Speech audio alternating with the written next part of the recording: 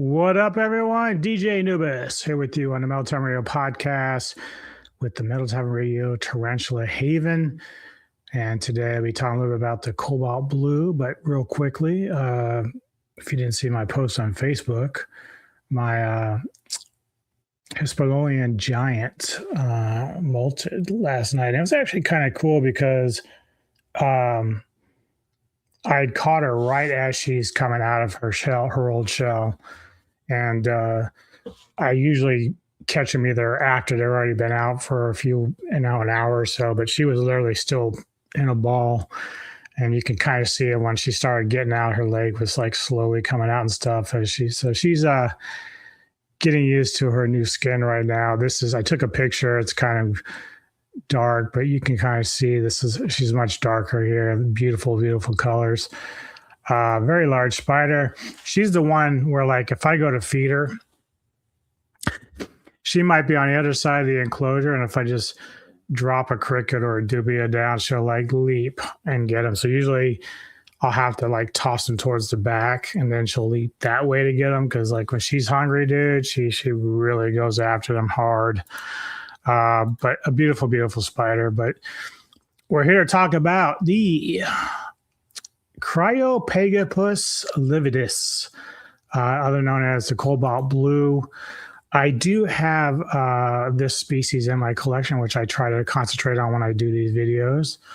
However, the one I have is actually a small Jewy. It's only yay big, so she is growing, but she's not quite to that point yet, or he. I don't know what the sex is yet, because obviously it hasn't matured out. But I remember back in the mid '90s when I had I think it was a Chilean rose, which was like the standard tarantula they would sell in pet stores. So I had that one, who I called Igor for a while.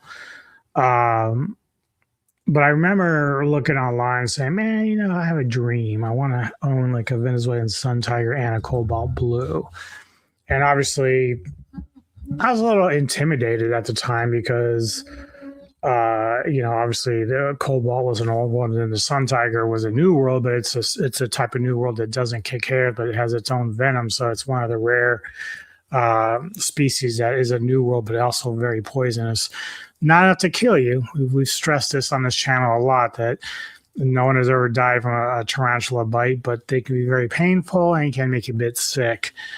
But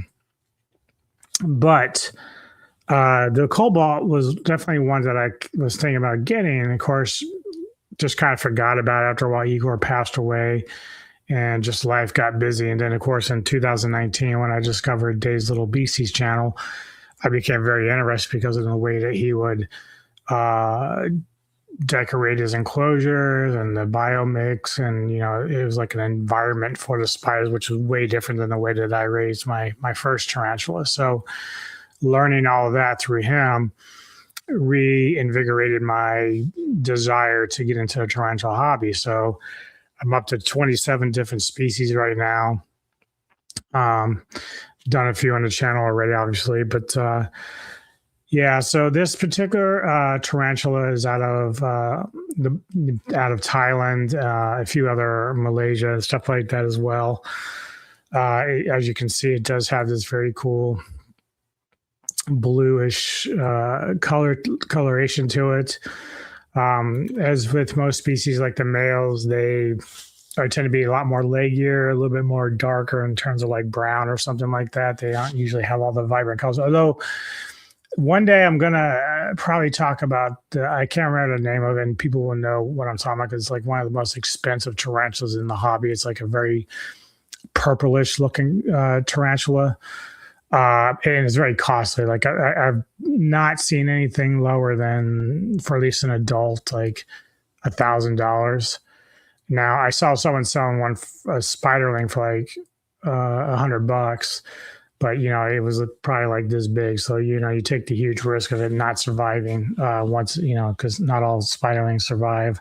It's a risk. I try to get mine through the vendors or whatever when they're in like juvies, at least juvie stage, at least 2 to 3 inches, so I know that I have a chance to get it through. I do have some spiders. Like the cobalt was a very small one, and so I'm doing all right. And I have the golden horn baboon, which I got along with it that day. But yeah, so males tend to be a little bit different and size and in the way they look. So obviously, hopes high that this cobalt will be a female when it gets older.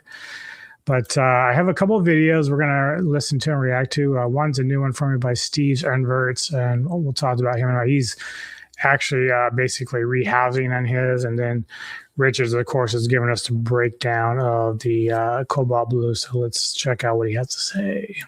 Tarantula Collective, my name is Richard, and if you enjoy species-specific care and husbandry videos like this, then make sure you hit that like button, and don't forget to subscribe and turn on all notifications so you're alerted every time I upload a new video. Now this week we'll be discussing a species that people have been requesting for months. Now I have both a juvenile and an adult female in my collection, and I've been putting off filming this video mainly because she's such a defensive tarantula, and they're fossorial, so it's kind of hard to get them out of their enclosure and filmed. But hopefully we'll get enough footage that this will make an enjoyable video for you all, and you might learn something. The Opagapus. As much as I would love to like do things his way, like in terms of Richard, like has a big room. Obviously, now he moved into a new place probably within the last year, so he's got a lot of room to work with. But he puts them out on the table and lets them crawl around. I'm just like, between him and Dave, little beasties, like. How it is their tarantulas are generally so well behaved is beyond me. Like mine, I literally just open a door, and it doesn't matter if it's an old world, new world. They get fucking finicky and like sprint off. I'm like, what are you doing? Like, I'm not hurting you. And they just take off. Like I could never get away with doing that. Like where I'm just trying to like, put them out for show and let people see them. They would just fucking freak too much out on me to like actually be able to photograph them or video them for these videos. So usually I either keep them in their containers or I take pictures and video of them inside their enclosure. Levitis, formerly known as the Haplopelma levidium and commonly known as the Cobalt Blue Tarantula, was described by Smith in 1996.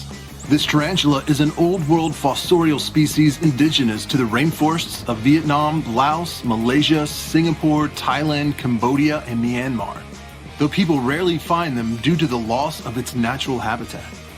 At first glance, this tarantula appears to be black. However, upon closer inspection and under the right lighting, the true bright blue color becomes very apparent, making this a unique, one-of-a-kind, gorgeous tea. Like most Asian species of tarantula, the cobalt blue can be a very defensive tea. It is important to note the difference between aggressive and defensive. Dude, look at that posture, man. He's just like, and like I said, I used to have an OBT female that, and usually it is the behavior of a lot of the defensive ones, especially the old worlds, is like they will literally put themselves on their back to try to like bite you if you even try to get near them. Like it's that crazy. As aggressive suggests, the tarantula will attempt to attack unprovoked. This tarantula is described as defensive because it only reacts to perceived threats to its safety, usually giving an impressive threat pose and slapping the ground when you disturb its enclosure. With males only living about 5 or 6 years. This species does exhibit some sexual dimorphism, as the males are light tan or bronze in color and much leggier when they mature. Additionally, males gain palpal balls on the pedipalps and tibial hooks. The female eventually becomes larger than the males as well. Now I keep my spiderlings in my basic fossorial spiderling enclosure with more depth than width. I fill the enclosure up about 2/3 with substrate and make sure there is enough room between the top of the enclosure and the top of the substrate for the tea to web up its entrance. See, it's so crazy. So when I see like, so both of these, like obviously he has them full almost to the top. Like when you go to feed, like I'd be worried they would still, even as youngsters, like run out. Like I try to leave myself room for any species that I deal with, whether it's old world, new world, like, and old or young, it doesn't matter. Like I try to give myself space to work with inside the enclosure. I just do not like having them, like, too much risk for me. But not that this is bad. Richard's been in the game a long time, but just too risky for me, and I have too many curious cats and shit around. So I keep the substrate damp and provide a water dish if there is room. If I can't fit a water dish into the enclosure, I just drip water on the webbing. When they outgrow this enclosure, I rehouse the juvenile tarantula into an acrylic fossorial juvie enclosure with more depth than width. Again, I keep the enclosure filled up about 2/3 with substrate that I also keep damp. I provide a water dish and make a starter burrow on the side of the enclosure to help it get started with its burrowing. My juvenile Cobalt Blue tends to make elaborate tunnels out of their burrow and across the floor of the enclosure, so putting in little pieces of cork bark or fake plants for them to use as anchor points for their webs may be helpful. Once they outgrow their juvenile enclosure, I move this tarantula into an adult enclosure at least 5 gallons in size. You want a minimum of 3 times the leg span of the tarantula in width, and give this tea plenty of substrate so it can make its deep burrows. I keep the bottom layer of the substrate damp by pouring water down the corners of the enclosure to saturate the bottom layers of dirt. I am careful not to pour too much too quickly and flood their burrows, and I don't saturate it to the point of being swampy. If you don't give them enough room to burrow, they will web up the floor of their enclosure heavily and make web tunnels, essentially turning their enclosure into their burrow. that's pretty interesting. So, I mean, they say that about curly hairs too, that they tend to like to be in the ground. But mine, ever since I've had Loki, and I've had her like years now because she's like one of the first couple of tarantulas I got. She has a hide, but she never uses it. I think I saw her use it once to molt, but other than that, she webs up around it and just stays by the water dish most days out in the open. But she's a beautiful, sweet little girl and doesn't get angry or anything. She just kind of strolls away if I open up the door. But if I feed her or anything, she's quick to get on that food. But I think she's getting close to molt. I can never see. She never gives like signs or any kind of like indication she's going to molt. Usually whenever it happens, I'm like, oh, you molted. Cool.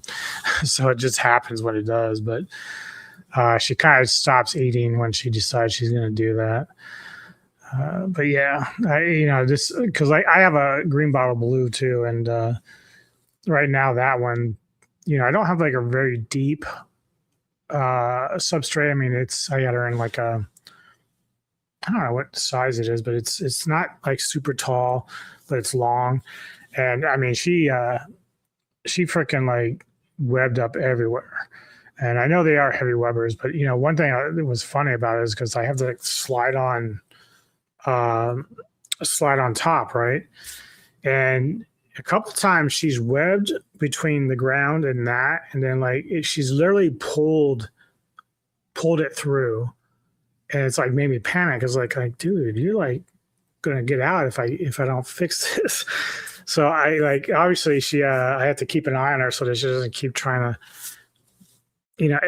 I'm sure she doesn't really know what she's doing. She's just basically webbing everything because she's a big webber. But it shows you how strong the webbing is, and it just pulls it down like out of its track. And so I'm like, God damn, that's incredible.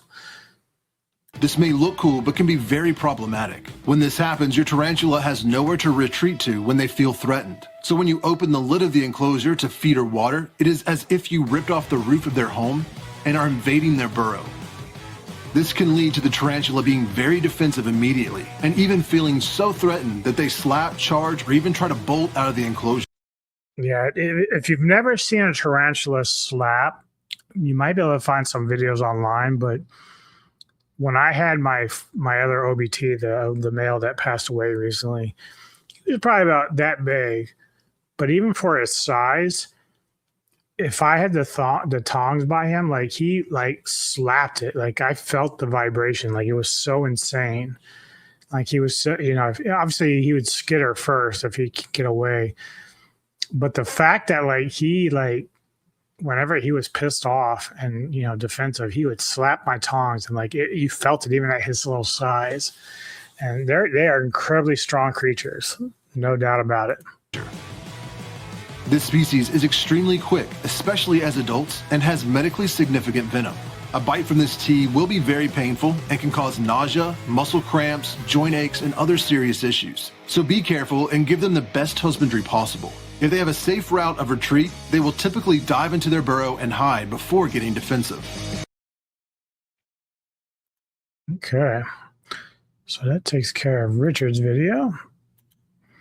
And so now we're going to do a video by Scotts Inverts. And I don't know if I've done anything by him or not. I recently subscribed to his channel, obviously. I try to sub to anybody I can that's in the tarantula hobby. He seems like a very cool dude. Like, I don't know where he's from. I don't know if he's definitely got an accent. So I don't know if he looks almost Norwegian or even Scottish, but like, I don't know. Like, he could be Australian. I have no idea.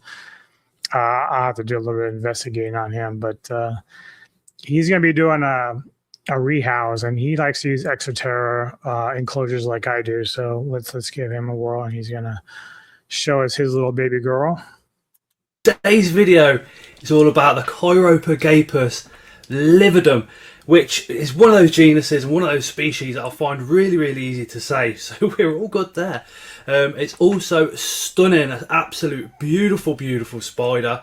It carries a little bit of fear with it. When you think lividum, everybody kind of almost freaks out, but they are stunningly beautiful creatures, and when they're set up they do actually come out of the burrow more often than not, which is absolutely amazing.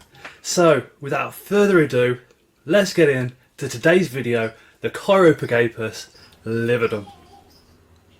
So our spider is coming straight from Thailand, all the way from Thailand, in particular Burma and Myanmar, not really found in any of the other areas around Thailand. They're all focused around Burma. Now these guys are experiencing temperatures between 24 to 26 degrees in the summer, down to 20 degrees in the winter, and the humidity these guys are experiencing are between 70 to 90%. So we want to be recreating that in our enclosure. It's quite simple, dead straightforward how to do that, but I'm going to get mine up to around. That's something I want to ask you guys too that are in the hobby, that have been doing it for a while. Like, my tarantulas are kept in my closet space over here. Now, obviously, I have a gate so the cats don't get in and they can get some airflow in there for them and stuff. But, you know, obviously during the summer, it's hot here. So we've got the AC on, but, you know, I have my heater in there. It's like a big space heater. It keeps it around 78 to 80 degrees for my different species. But the humidity, like last night, the humidity was like maybe 41%, right? And I know that they try to say you want to keep it around 60, but I don't think I've ever really been around 60 since I've been doing the hobby, and I've been doing okay with my tarantulas. The only issue I think I had is the two avics that I had. One was a male, and they both survived for 2 to 3 years, but I had a female recently, and she passed away. And I think, even though I saw her old molt, I think she just got dehydrated and died. I know for a fact it's very taxing for tarantulas, especially as they get older, to molt. It's like a very tough thing stress-wise for them. So obviously you want to make sure they're very well fed and fattened up so they can have that energy to get through it. But this guy is going to end up talking a little bit about you know, plants and stuff. I have some pothos that I've been growing in my biomix with the isopods and springtails, and it's been doing pretty good. So I want to try to get back to doing plants. But I'm just curious what some of you do, where you have your humidity pretty much at in your different you know, your setups and stuff, because you know, it's like I said, so far I haven't had any real issues with any molting in mine. Even at, you know, low humidity, but I know that too high can be dangerous to tarantulas as well. So I don't know. Let me know in the comments, like, how you go about getting your humidity. I know you can mist a little bit, but I do that when I have the water dishes in there. But I'm gonna try putting some plants in, some of the larger ones, and see if that kind of helps as well. Around 70%, which I think will be absolutely perfect. These used to be known as Haplopalma lividum, and at the start and the end of this video I do refer to it as lividum. I do apologise, that's my mistake. It is a Chiropogapus lividus cobalt blue, and here is my adult female up on screen right now, which is absolutely beautiful. These females can reach a whopping 6.5 to 7 inches in size. They're an old world species. They're a burrowing species. Their growth rate is really fast, and their temperament is extremely defensive. And that's where a lot of the fear that a lot of the keepers do sort of get from these guys. But these are absolutely beautiful. So we have gone for an Exoterra setup. There's about 5 inches of substrate at the front, climbing up to 7 at the back. So we're going for that sloped enclosure, which is similar to what they experience.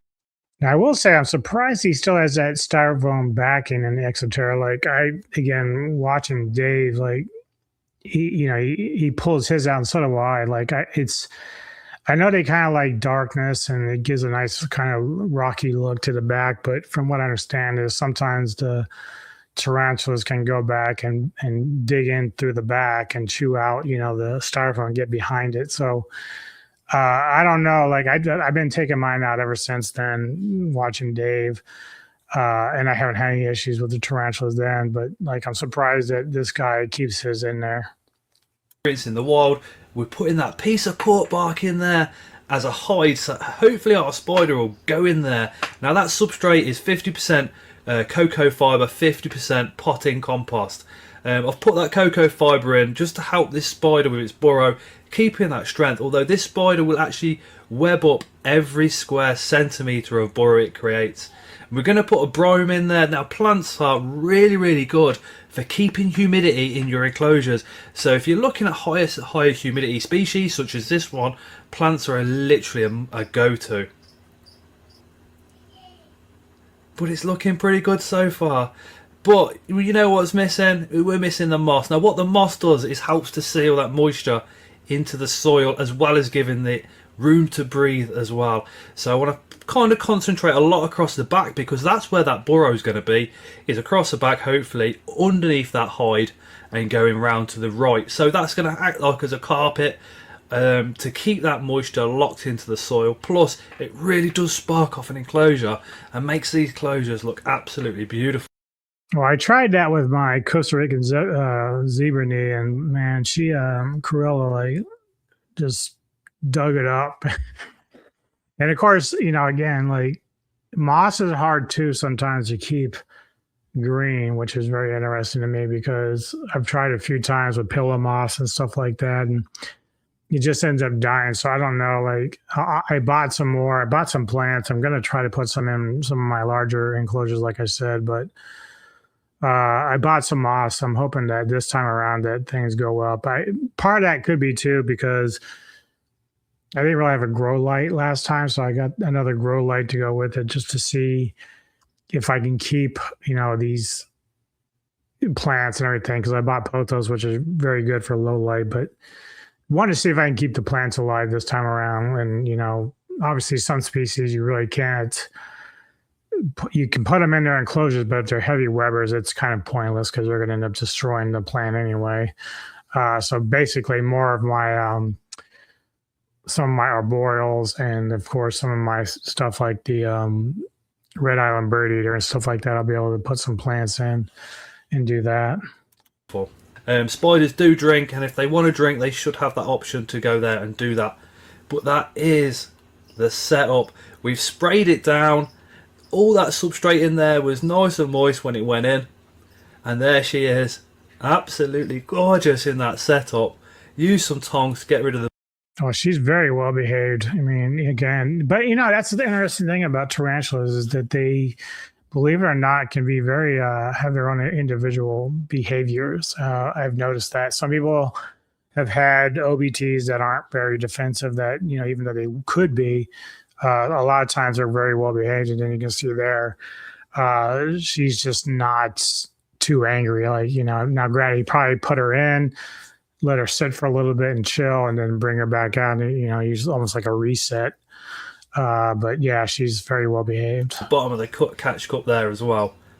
But my word, hopefully you guys can see why I am in love with this spider. And there you go. So yeah, great looking spider, cool setup. The information's out there. Again, I have a young one. We'll see how it goes. When I first started, when I first got my first tarantula, I don't know if I told people on here, but I've told people in my circles that I actually have arachnophobia, like a fear of spiders. But being in the hobby has helped me kind of overcome that. And, it's never that I didn't appreciate what spiders were and their, how they work in the ecosystem of things with insects and stuff like that. But getting the chance to kind of like take care of them, see how they feed, the molting processes.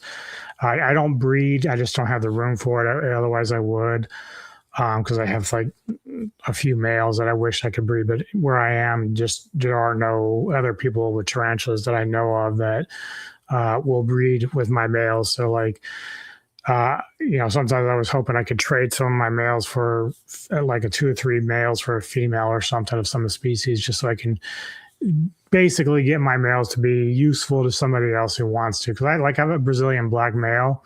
He's in great shape, but obviously, I just don't breed. I don't breed him, so he looks great. He actually had a dubia today.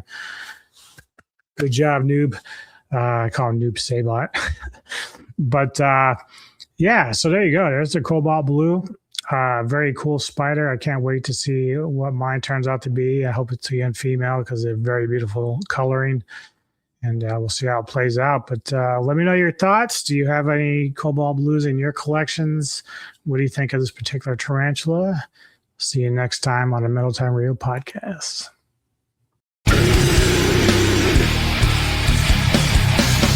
You fucking